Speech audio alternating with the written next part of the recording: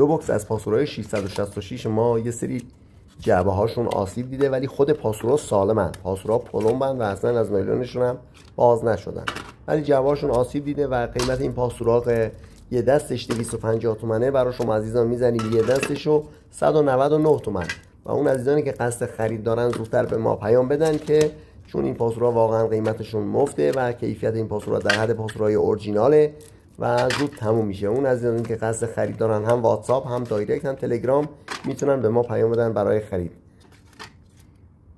یه دونه براتون آنباکس کنیم که کیفیت چاپ و ماندگاری رنگ و مقاومتش رو با هم ببینیم.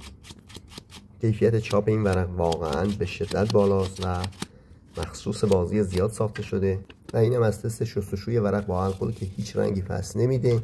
اینم از تست استقامت که واقعا هیچ جوره پاره نمیشه، یک ورق نشکر.